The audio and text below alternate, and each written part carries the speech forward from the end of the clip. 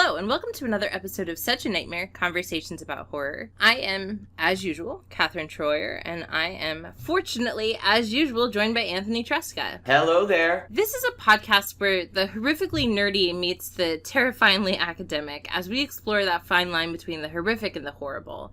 Each episode looks at a specific horror text that is, for better or worse, giving us nightmares. And we are so excited to have you join us for today's episode over 2 horror texts. We're going to be diving into the 1960 version of The Little Shop of Horrors and the 1986 version of Little Shop of Horrors as well. So 2 times The Little Shop.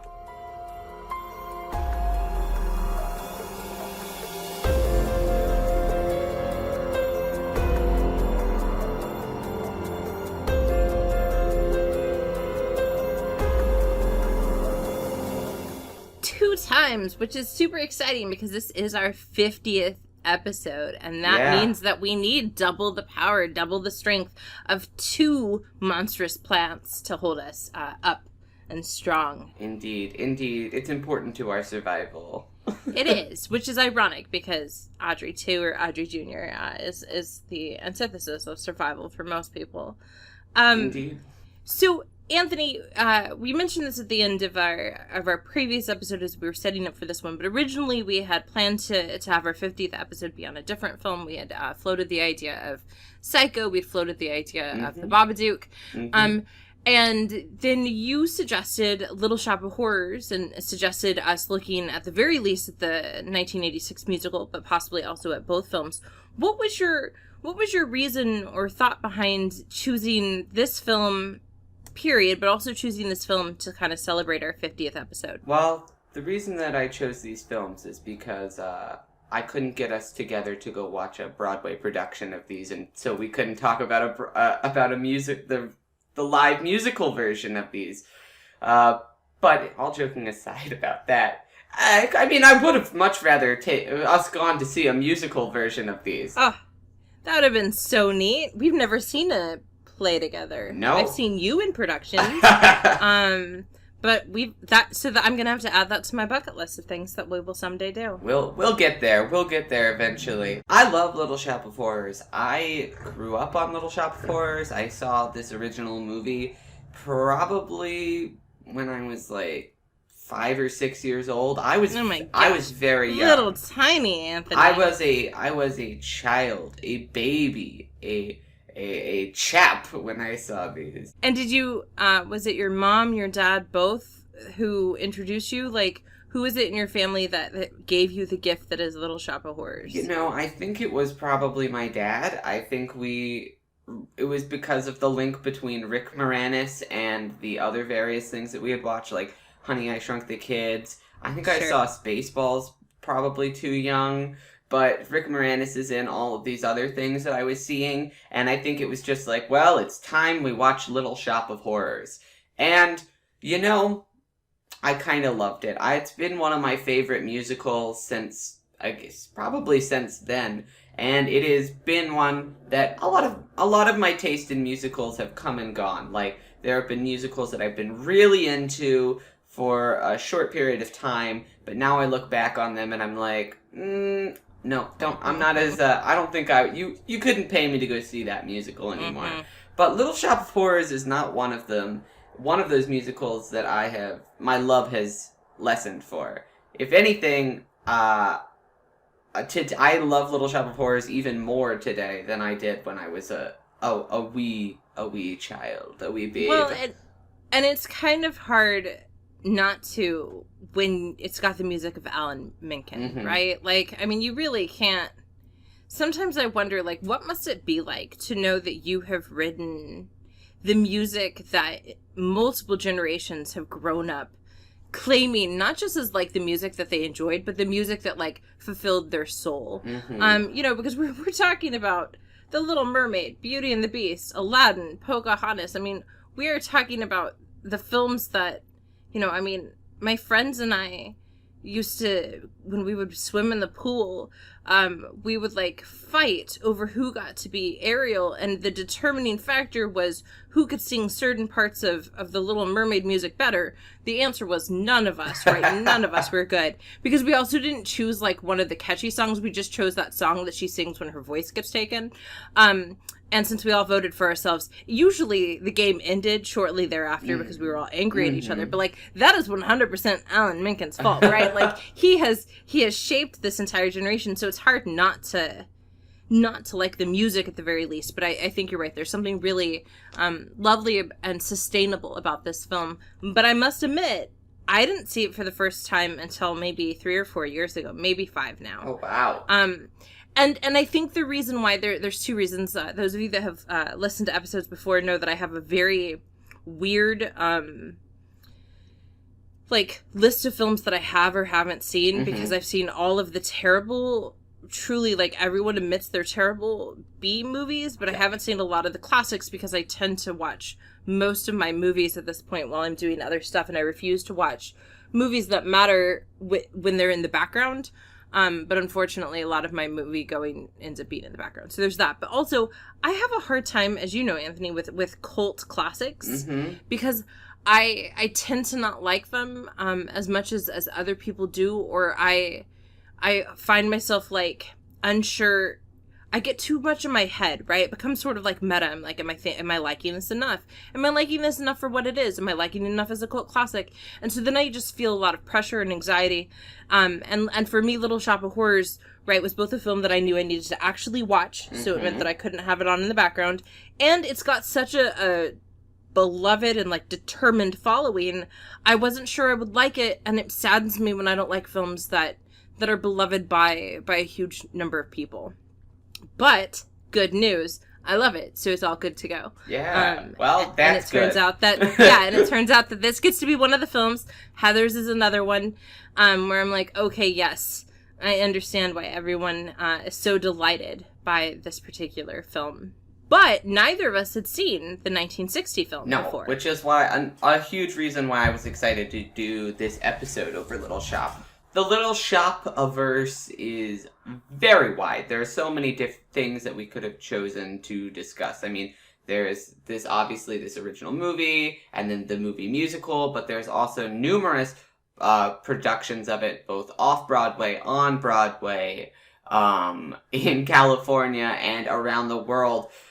But these 2 different versions of Little Shop provide very different things to discuss and reveal very different things about where each of the creators were in choosing both their source of horror and what even at its core Little Shop is about, which I think is why these 2 texts together are going to yield a very interesting conversation.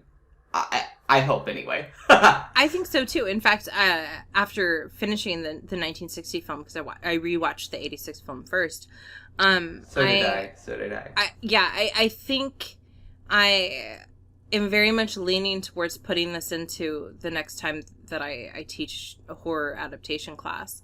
Because I think that what's interesting, like you said, is that what these 2 films reveal side by side are what the creators saw as the source of horror that they wanted to explore. It also reflects very much 2 very different moments in American history. And then there's also just the other stuff of how does a film need to change if it's going to be adapted as a musical. And so there's just so much rich material in this like space between these 2 films. So do we want to start with the 1960 film, or do we want to start with the 1986, or do we want to like start with both and just kind of go back and forth? What are your thoughts? You know, I think the best way in is probably to start with the original and just get into our initial thoughts and then to discuss that and then move on to the 86 and then compare and contrast them, I think. Yeah, so the 1960 film, it's black and white, and as we mentioned before, you can watch it on YouTube as well as other places. It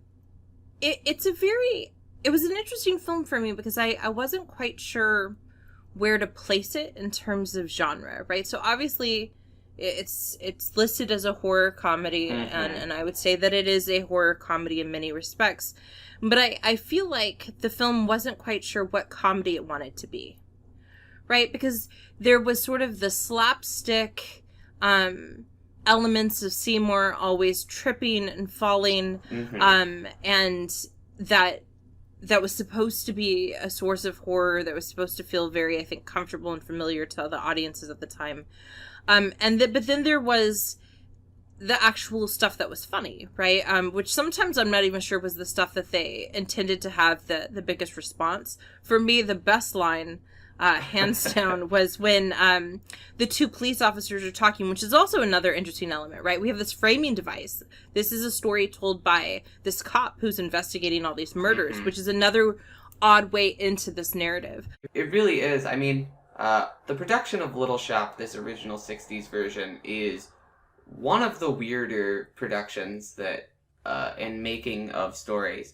It was originally supposed to be a detective movie that really wasn't really about plants at all in any way. This filmmaker who directed this original, Roger Corman, is known as like this indie B filmmaker who, for basically $0 and would shoot in like 2 days entire films. This film was shot and conceived in a very short amount of time. Originally was envisioned and got everybody involved and signed on as if it was a detective project. And then, after they had gotten all the actors to agree to that, in the rewrites for the film, they changed it to be Little Shop of Horrors. And so they kept the framing device of the detective, but they put it in this other story, which is just one of the many bizarre changes that occurred throughout the making of this original film, which might have led to it feeling a little bit confusing and like it's a lot of elements just cobbled together. So you say that this is a small, like, no production film, no production value film, right? And you can see that in the fact that the majority of the film happens in one room, right, in the shop. We do get other locations. We get the Seymour's house, but there's also this really interesting way in which I think it's important to think of this filmmaker as an indie filmmaker, because the scene when the police officers are chasing Seymour, they're out in the middle of a landfill, right, with all those tires and then the toilets, and there was something about that felt a little French New Wave-y to me, because they were stepping outside of the obvious, like, production set in a way that felt, quote, authentic, and I think that could only happen, right? So if French New Wave cinema is happening in the 50s and 60s, and this film's coming out in the 60s, then our director is very in touch and in tune with stuff and able to play with stuff in a way that the Hollywood films were not at the time. Yeah. So again, we have this other sort of weird layer, right, of what this film is versus what this film, I think, promises to be. Yeah, this type of film would not be able to be made today. This was made... the sets were used from his previous film, A Bucket of Blood. He shot the whole thing in 2 days, picking up exterior shots with $279 of rented equipment. Later down the line, he would just hire, like, for the scene in which all the kids were running around, he just gave them all like 5 to 10 cents each and just was like, "Run this way, children, come on. And it literally just also couldn't be made because the rules have changed about what you can do with actors and buying out an actor's full performance. You would not be able... You literally could not make this film today because it would be breaking all of the standards of filmmaking. However, in this period of time when the film industry was changing, this guy was able to use his, like, insane skills and like DIY sensibility to create this insane film. And it is insane. It is everything you've been talking about how it feels weird and just a little bit off sometimes. I agree 100%. Yeah. It is a wacky film. And so to go back to like my favorite part of it humor wise, right? It's again not what I think the majority of people would have wanted. I think they would have felt very comfortable with Seymour's clumsiness and the humor in that. I think they would have felt very comfortable in the humor of Audrey messing up words, or even the humor of Seymour's mom, who clearly has Munchausen by not by proxy, but just Munchausen, right? She's a hypochondriac. But for me, the funniest moments were things like when the one police officer is like, hey, how's the wife? And he's like, good. And he's like, how's the kids? And he's like, lost one. And he's like, really? How? And he's like, playing with matches. And he's like, oh. And he's like, them's the breaks. Yeah. And just like, or the gentleman that ate the flowers, right? Was so funny because I don't think I've ever seen that character before. No. Like in anything, and right? It's such a... moments like that show how clever the filmmakers actually are. Yes. You have a plant that eats humans. Well, now you have a human who eats plants. It's a silly thing that tells you where the film is going to go, and it's albeit a stupid gag. Eating the flowers never failed to make me go to like. Both make me laugh and also make me groan a little bit, because I was like, they're bringing this joke back again.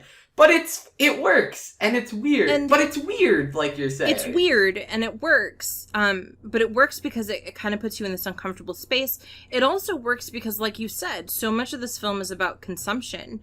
And the other scene that awkwardly worked was when Seymour and Audrey are served the best meal of Seymour's life, because his mom is the best cook ever. The meal by his mom, and it's all different types of medicine, right? And so like they start with a sampling of some cough syrup, but not just any cough syrup, the best cough syrup. And then they have cod oil soup. And so there's this interesting way in which this film is asking us to think about how we consume sort of mindlessly, how we consume intentionally, and whether or not the consumptions that we do to further our own end are really that much further away from what Audrey Jr. does, which is a lot to pack into a film that is not very long, and it's a lot to pack into a film that doesn't get to rest on like Night of the Living Dead for some of those consumption metaphors, right? I think today it's really easy to do a consumption horror film because we have this rich zombie sort of tradition, but this film's having to kind of tread some of that ground for us, which is really, really interesting. But the dynamic between Seymour and Audrey Jr., I think, is one of the biggest ways in which we begin to create a whole new creature in the 1986 film. Mm-hmm. Yeah, because there are a lot of elements that you can clearly see they carried over. Technically, and I suppose this serves as a bit of a transition into the 86 film, you can see a lot of the elements from this original 60 film. The plot is more or less the same. They rework parts of it and give different things to different characters. Like, it's reworked that Seymour tricks Mushnik into the plant in the same way that Mushnik, in this version, tricks the robber into the plant. So, same action, different characters. But there are quite a bit of significant reworks done to the musical as well that are important to acknowledge, and I ultimately think benefit the musical adaptation and I'll give the film a deeper source of horror than the 1960s film was able to put together. And that's not to, I don't want to sound like I'm being too harsh on the 60s film. It's just, I think they're trying to do different things, and that's okay. Yeah, I think the moment that the 1960 film sort of lost some of its power, if you will, in terms of, at least for me, being a sort of deeply horrific narrative, was when Audrey Jr. possesses Seymour and kind of like forces Seymour to do his plans. I think at that moment, right, that one of the interesting parts of the film, which is a very familiar story, right? It's that sort of monkey's paw narrative. If you're given the opportunity to have your wishes come true, are you willing to pay for the very negative price that may come as a result of that? And I think we lose some of that in the 1960 film in a way that we don't lose in the 1986. I do want to say, though, in terms of horror, I thought that the Audrey Jr., in terms of the special effects and the prop that is the creature, was much more disturbing in the 1960 film. First, because of the sort of like fibrous web-like thing that sort of is in the inside when he opens. But also I thought the faces, right, appearing in the little flowers was very kind of creepy. It was very uncanny feeling. That was really spooky. Yeah. But again, I think you're right that the 1986 film is a little bit more actualized because because it doesn't add that like weird sort of possession narrative in there. Yeah, the removal of Seymour's agency really does kind of undermine some of what I thought the point of the original narrative was, which is like, I mean, you consume actively on a daily basis, but what if someone made you pay for all the consumption you consciously do? But if you take away Seymour's agency, then Seymour's not actively participating in the system, which is just different. And, you know, it still works mostly. I mean, the 1960s film is still largely enjoyable, even if it is a weird experience, and somewhat inconsistent in how well it's able to succeed as a horror film. And it's interesting because I wouldn't say at all that the 1986 film is any less of a weird experience. No. Right? It's just different. It's just a very different one. Exactly. Because we have one of, I think, the oddest concepts for a musical, and there's several of them, right? I think Sweeney Todd is also a delightfully odd decision for a musical, but again, it's one of my favorites, right? So, but there's just like, if you were to pitch this idea, I feel like you'd have a lot of selling to do, right? Like, but wait, there's going to be a song about it being a dentist. Mm-hmm. No, I promise you, it will be a marvelous song. And there's so many things about this film that are so delightfully quirky, from our chorus, who is both literally a chorus in that sort of like Dreamgirls sort of sense, but also sort of serving as a Greek chorus. So we have this strange way in which this film is very much original, but also hearkening back to the classic form of theater, of drama. Yeah.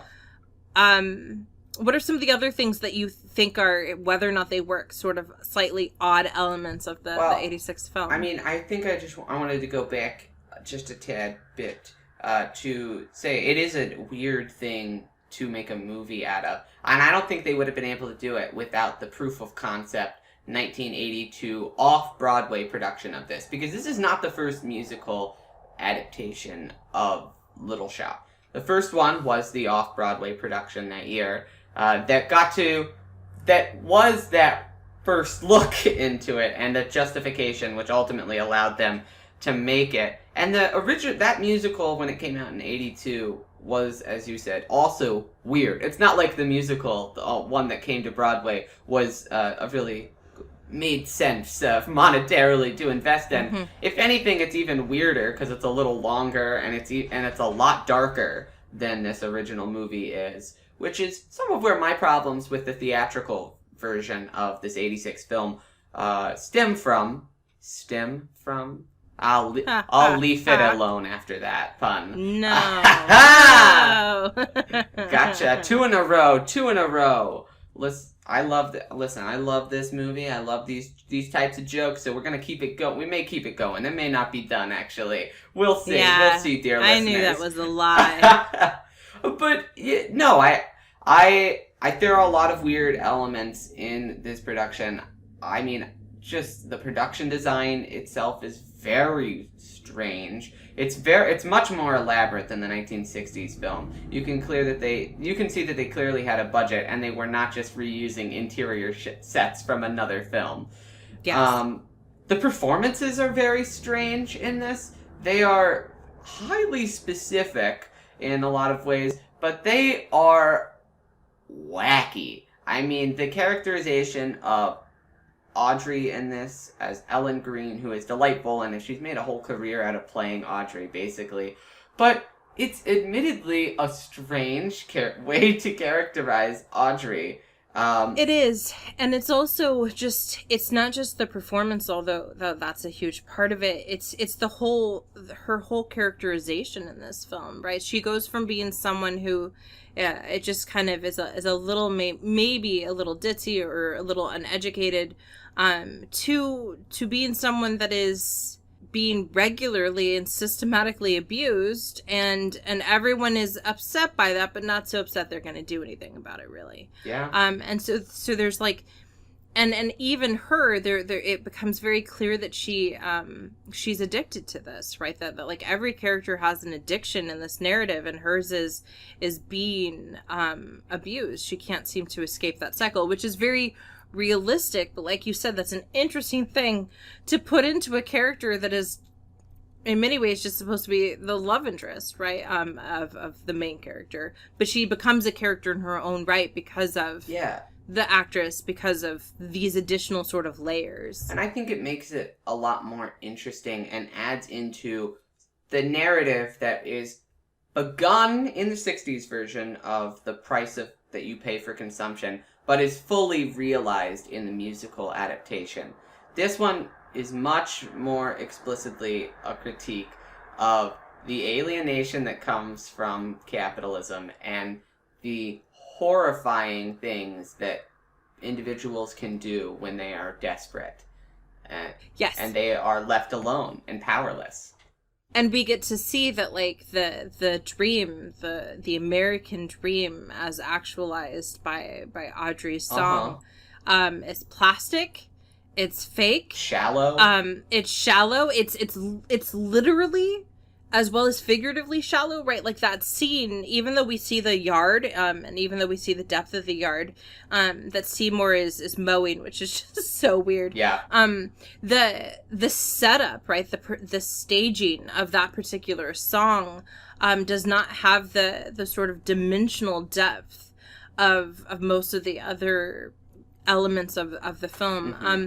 And so we get to see, I think you're right, that like this may be the dream, and it's brighter and it's shinier, but it is also just as, if not more, artificial. And of course, at the very end, when we see like Audrey 3, right? We get to realize that it is no less contaminated by our insatiable desire to consume.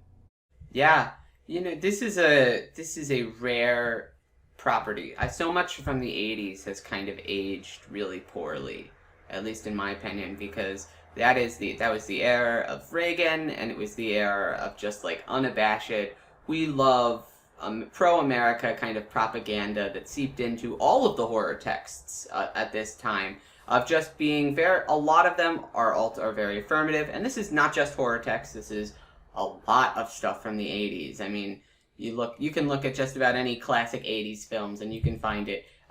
This optimistic-y kind of version of America being played at. But this is a rare one that does not seem to tacitly accept the optimism brought on by the Reagan administration.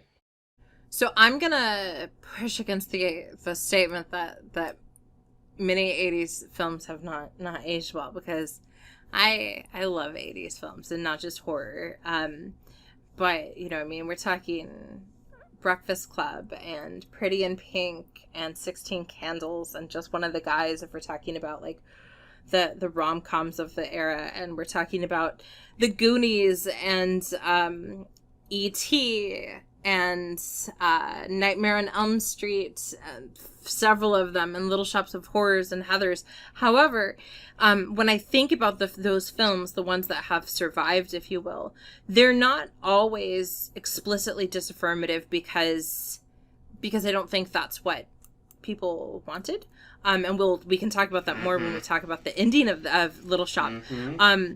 But they are all pushing the boundary or saying, okay, this may be where you were all at, but we want you to know this is not where we need to end up. Like, for example, the film Just One of the Guys, the premise is that she doesn't get she doesn't get an opportunity that she wants, because she needs to be at a different school, so she dresses up as a guy, and she does it, and then the whole film is about her realizing that, like, how she can be strong in a patriarchal system, how the patriarchal system is a problem, and yes, of course, it's a rom-com, so she ends up with a guy at the end, but it's not the guy that she ended up with at the beginning, right? Like, so it's still a film that is pushing at things. Same with Breakfast Club and things like that, where at the end of the day, it may wrap up in a way that feels very affirmative, but it's still giving us these instances of discontent, or an awareness that we may be as much the problem as we are the answer. So I'm gonna disagree with you on that part, but I'm gonna agree with you on everything else. That this is a period of time where I think everyone, culturally speaking, was wanting to celebrate all the goodness, right? Like all the things that made themselves really great, and any problems were going to be the things intruding, alien style, right, into our lives, whether that be, communism, because heaven forbid, or that be, drugs, because drugs are coming from the outside, but they're not coming from us good folk. They're coming from the immigrants, right? Russians. Like, I mean, there's any number of things that we were afraid of invading the pureness of America, which is a laughable concept, but it was the sentiment of the time. It is, and it's one that you can very much see in this 86 film, right? Yep. So how did Seymour get Audrey too? Well, by interacting with some of the only times that he interacts with non-white characters in the entire film. Goes to the Asian flower district. Exactly. And also, and then that is a carryover from the 60 film, but it's shown to us, right, in this 86 film. We also get the we are also told that this is an alien creature, right? That Audrey too. Which is markedly different than Seymour creating this being a natural plant created through the power of botany. This is now, it's not a human creation. It is instead an alien. Yes, something from space, which is terrifying us, which again makes sense considering we're in the midst of the Cold War. Yep. So what's interesting about this film is that it manages to be disaffirmative in a lot of respects. But much like we talked about with Nightmare on Elm Street, if you don't want to see that, if you're not comfortable with the commentary on how we might be a problem, consumerism might be a problem, then don't worry. We can put over that a palatable source of horror, right? This alien other that's threatening our good folk. And so I think that for me makes this film so interesting because I don't know, that there's something really delightful and terrible about these contrasting messages at play. Yeah, I think the contrasting message in the 86 film is about the only thing that I don't 100% love about this film, and is why as much as I do really like this adaptation, and I like a lot of the acting, and I like a lot of how it actually comes together, the directing, for the most part, is really, really strong. It's Frank Oz, is that right? Yes, it's Frank Oz. Frank Oz. Which means that the creature features Audrey too is beautiful. It's so cool. The puppetry is amazing. The puppetry is amazing, and you wouldn't expect anything less from Oz, right? So we get all of that. All of these things are so good. However, as we've been alluding to this whole time, the end of this is significantly altered from the ending of the 1982 off-Broadway musical version of this. In the original ending of this, it does take a more explicitly disaffirmative ending, in which Seymour is not able to save Audrey. Audrey then sacrifices herself to the plant to go somewhere that's green, and so she'll always be with him forever. Goes in there, Seymour then gets mad at the plant, tries to kill the plant. The plant reveals that this has all been a part of their plan the whole time. They're a sucker. And then Seymour tries to kill the plant, and then the plant eats Seymour. And then we see the plant consume the entire world, and all of the actors come out of the plant, a la the 1960s ending, and they're attached to it, their faces are and whatnot, and they sing about "Don't feed this plant." And then the musical ends with everyone dead, and the theater that you are in being consumed by Audrey too. You get, through the magic of theater and puppetry, the theater that gets eaten up, and you are, as an audience member, consumed. Full circle moment for the message of consumption. Those who consume are destined to be consumed by something bigger and more powerful. A largely disaffirmative message. There's not a lot of ways to be like, and now it's happy, to that ending. Yeah, not at all.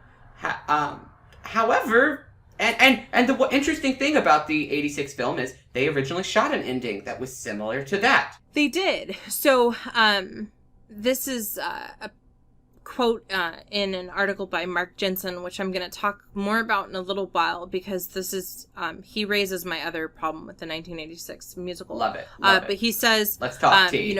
But he's quoting another source, and he says, Oz previewed the original ending to a test audience, and they were shocked and horrified. Oz said, they hated us when the main characters died. In the play, they're eaten by the puppet, but you know they're coming out again for a curtain call. But the power of movies is different. They really believed in those characters, and they were angry. And so, right, we changed to the 1986 film's ending, where Seymour and Audrey defeat Audrey 2, despite the fact that there's nothing about that makes sense. They move to their dream house, or to Audrey's dream house. They escape Skid Row. They get to have that somewhere that's green element, which which is problematic, because it both implies that, the whole somewhere that's green, right? That references is that, like, the grass is always greener, somewhere else. And so we lose that when suddenly they are able to attain or achieve that greenness. And it's presented to the audience as being a good thing. Yes. Yes. I think I even maybe would have been more willing to go with this ending if it was revealed also that it's still shallow. And that, yay, they made it out, but they made it out back into the world, which is still bad and awful. And they try, right? They give us that final moment of Audrey 3, as I'm dubbing him, where we get to see the tiny little adorable plant again, and he smiles real big. And so we understand that even in the suburbs, you cannot escape whatever Audrey 2 represents, be that consumerism, or the threat of the other, or whatever it might be, right? Like that is not entirely able to be something that you can escape from. But I don't, it's just not enough, right? It's sort of, it's an attempt to make a film that will be palatable to, again, the 1980s audience, while also being a horror film, right? Which means that it has to be, giving us something darker. And I think that is, like you said, a problem of this particular adaptation. It's rectified a little bit if you seek out the director's cut, in which you can watch the incredible sequence of puppetry in which all of these puppets destroy various locations around the world. And it's really good. Like that original ending, it's not the same as the Broadway ending. There is still a little bit of difference. But it's more close in spirit, at least, to that original disaffirmative ending, and it's quite good. So I would recommend, if you haven't seen the director's version, that you do seek that out and you watch it, because it fixes some of the problems, at least that I had. However, you mentioned that you had another problem you wanted to discuss, because while the ending is a big problem, ultimately for me, I think when I'm thinking about this 86 film, I just choose to ignore the ending, which is a thing that I have done many times with many films that we've discussed, in which I just think that the filmmakers, in this case, bowed to the pressures of the audience and gave the audience what they wanted to see rather than what they needed to see. And it's interesting because there have been times we have not been willing to to forgive the ending, right? I think back to Hereditary, which I still maintain, lost its power because of those final minutes. But I think that you're right, because of this film can kind of serve as in the same way that Nightmare on Elm Street, the original, does, that it can kind of serve on these multiple levels, that it offers just enough that you can read it, at least partially disaffirmatively, even as you're reading it partially affirmatively. I'm willing to forgive it, but the bigger issue that I have is one that is actually not even explicitly communicated in the narrative, but is one that I think is important and worth talking about. And so I'm going to be referencing a fantastic article by Mark Jensen. The article is called "Feed Me: Power Struggles in the Portrayal of Race in Little Shop of Horrors." And this came out in a 2008 issue of Cinema Journal. What I think is delightful is that Mark Jensen is a composer and music scholar. So I really appreciate the fact that what he's going to be talking about is rooted a lot in the music of things. But his thesis, one that I 100% agree with, is that, and I'm just quoting from him, "While the surface of the action is grounded unproblematically in the issue of class struggle and what has been described as a very simple urban fairy tale, this surface is problematically grounded in an unspoken portrayal of American race relationships in the 1960s.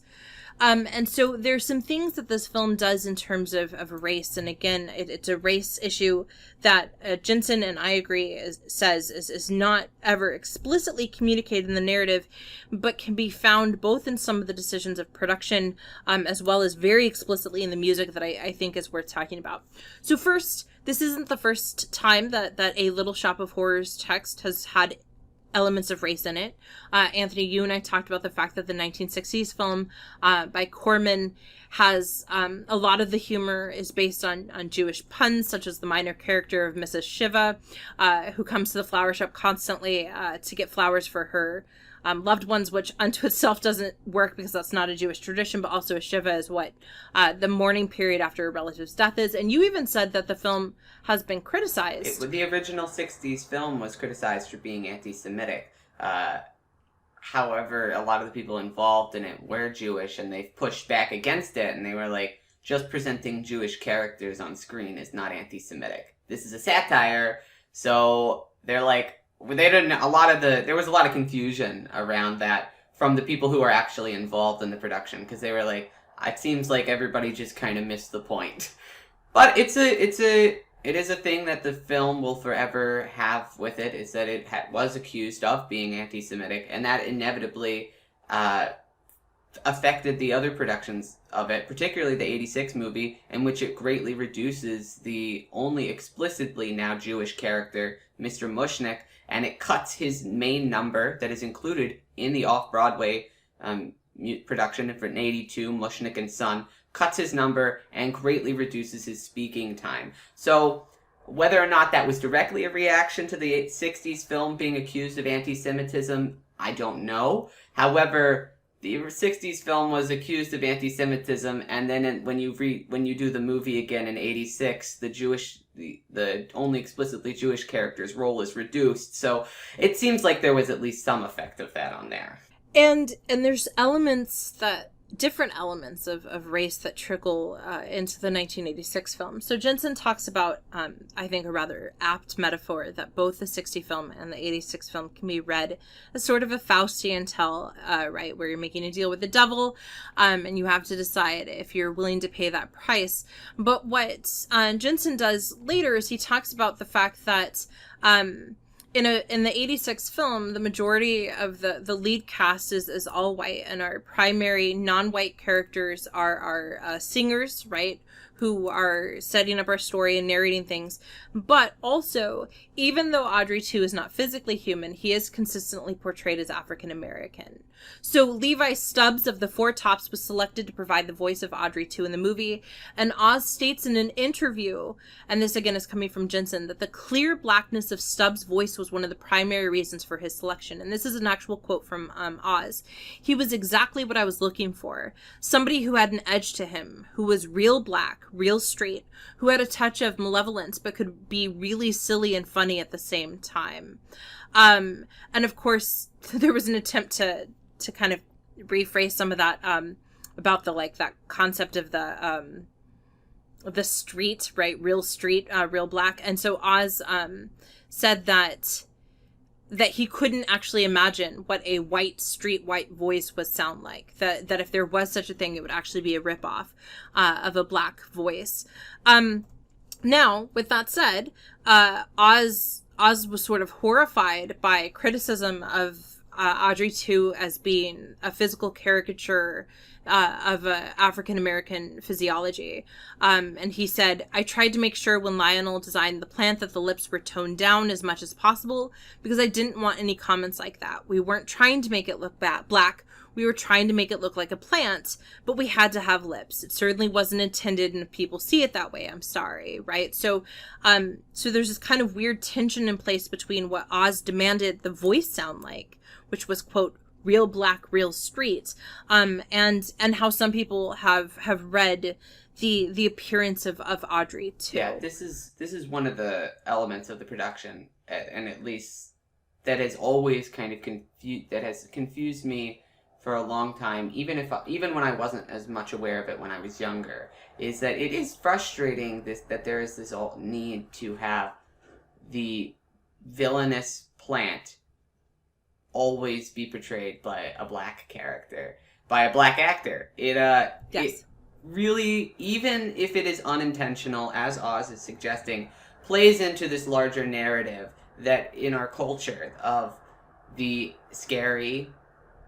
alien black person, which is whether or not Oz himself is willing to acknowledge that, that is certainly an implication that is with the musical, and that has always been there because it is common to cast. It is not like just Oz messed up. That's how they did it in the original 82 production. Yes. That's how they did it in this one. That's how most revivals have done it. It is just, that is what you do. That I'm not saying that is a good thing though. And what I really appreciate about Jensen's article that I would have, as a non-musician, never been able to articulate, even if I kind of noticed it unconsciously, is that he says that it's not just an issue of casting and it's not just an issue of the appearance of Audrey 2.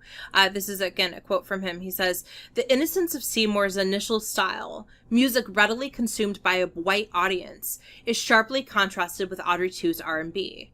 The introduction of this new musical style is immediately associated with coaxing Seymour into his first transgressive act, while simultaneously corrupting his musical palette. That's super interesting. I had never thought about that before. I know.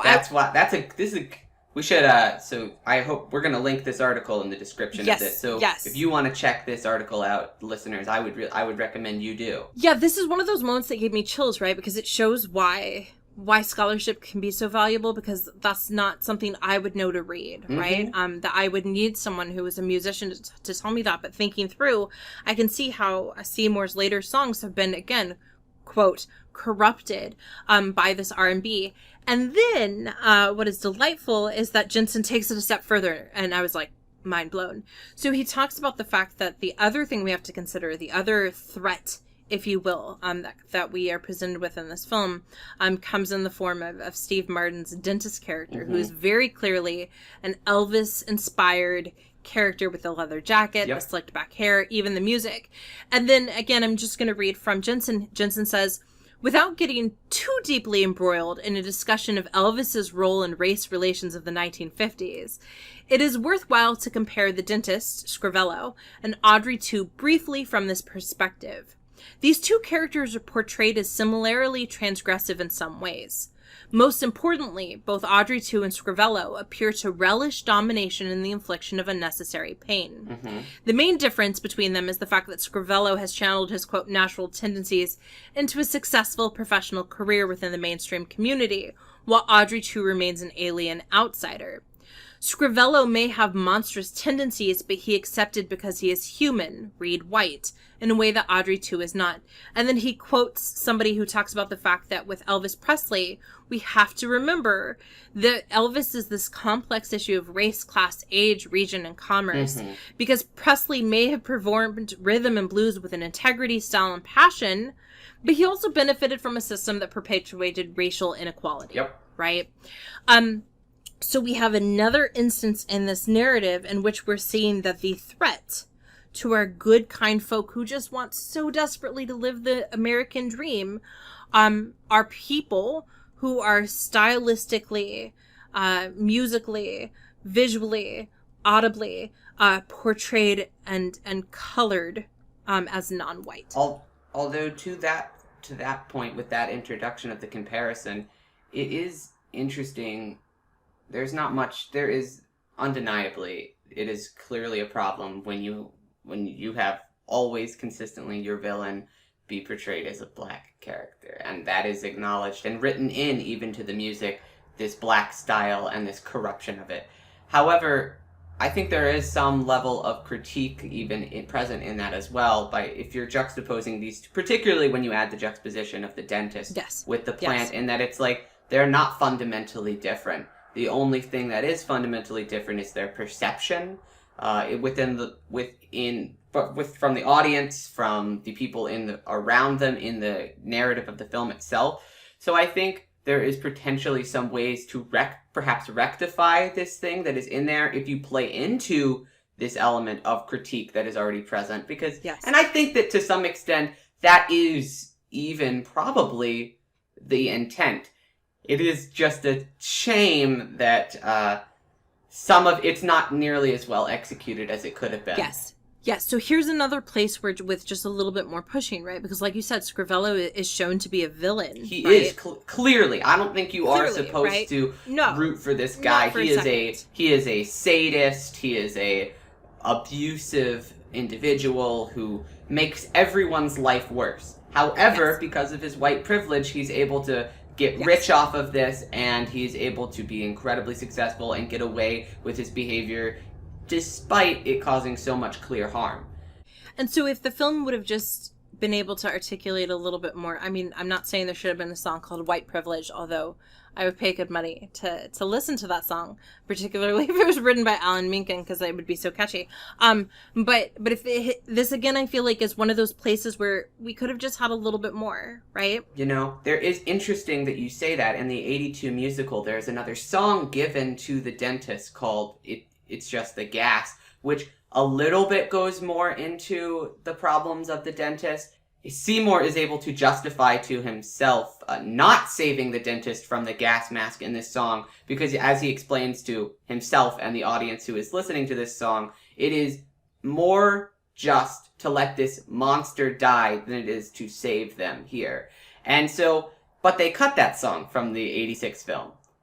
And I think it's another instance of, as we're suggesting, the film being unwilling to really commit to these ideas that are present in the both the narrative, the themes of the film, the songs even themselves.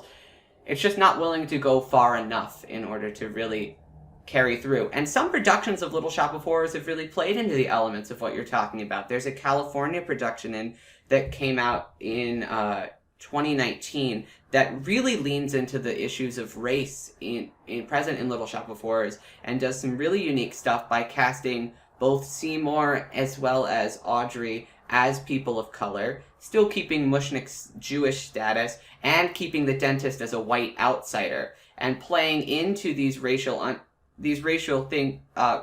undertones, at least in the 86 movie, and makes those racial undertones explicit within the narrative itself. And so that adaptation of it is quite interesting, I think, and shows that although this 86 version didn't get everything right, that doesn't mean the answer is to scrap everything about Little Shop of Horrors. It means go back to the drawing board and do it better. Yeah, when you told me, I kid you not, when you mentioned the 2019 production and the intentional decisions they made, I got chills. Because, you know, Jensen says whether or not this issue of race is subtle or not, once you see it, it's kind of hard to ignore it. It seems a little difficult that it's completely by accident, and this continued monster metaphor of the black alien others is something we need to get away from. And what you just said is the power of horror, right? To adapt and to adopt. And that's the power and beauty of adaptation, is that there is magic to be found in the 1960s version that got carried over to the Broadway version, and from the Broadway version to the 1986 version. And you're right, the answer is not, I don't think, to cast aside the Little Shop verse. I think the answer is to ask ourselves, where can we go next? And how can we continue to have this rich text? And that just makes me so happy to know that rather than the sort of effects of cancel culture where we just kind of like shut the door and pretend things didn't exist, we're saying, let's take this property that is problematic, let's adapt it, make it less problematic, and let's be prepared in 10 more years for people to say, hey, this version is still problematic, let's adapt it again. Yeah, and now not every production of this is quite as transgressive. There was, at the exact same time as there was a 2019 production of Little Shop that really leaned into these racial elements, there was a Little Shop that came off Broadway in 2019 that had basically an all-white cast, and their answer to these kind of problems that were in the music was to change the musical style pretty much entirely, so that not to really any other benefit other than to take out these kinds of black sounds that the musical was accused of including, and they changed it to more like jazzy influences, which is also problematic. Yet again, it leads into more Latin music and samba feels, which is still problematic. So they changed it to answer these critiques, but they ultimately still were appropriative and had a large and mostly white cast and didn't really adequately begin to even address these issues. They were just like, if we change the music enough, then we'll fix the problem. But all they did was create themselves another problem. So I guess in summation, it's hard to adapt. It's hard to do these things. But just because it's hard doesn't mean you shouldn't try, and doesn't mean you shouldn't hold people accountable when they mess up. Yes, I think I would like to see a really explicitly queer version. That would be super fun. I'm not sure. I don't have much more than that, other than the fact that I think I want Seymour and Audrey too to get together in the end. Oh, see, I was thinking that a really easy way that you could queer it would be to have Seymour be like a clearly gay man, and then have Audrey to be a drag queen, or some type of either a drag queen or an explicitly trans character of some sort, because then that complicates the relationship that they have with the dentist, as well as complicates the relation that they have with Seymour, and complicates the relationship they have to the plant. Yes. I think that doing that would be super interesting. But Little Shop, great text, very rich for adaptation. Lots of we've said a lot of things about it. And we would love to hear your thoughts, because part of the reason that I was so excited to talk about this film now is that like I said at the beginning, this is a film that has a strong, beloved fan base. And so we know you were out there. We know that you were excited about all of the versions. And we'd love to know your thoughts about it. So Anthony, what should they do if they want to share with us their thoughts? Well, you can always get in touch with us via our email or our social medias. Let us know what you think. If you're watching this on YouTube, feel free to type down in the comments below your reactions to any of the Little Shop things. You also, while you're on our social medias letting us know, you can go ahead and follow us there. No reason not to.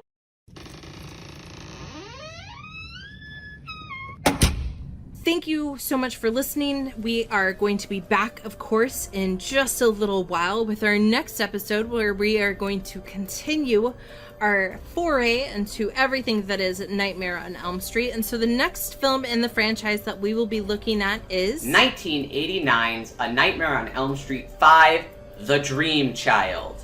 And in the meantime, you know what? Why don't you just go out and have a spooktacular day?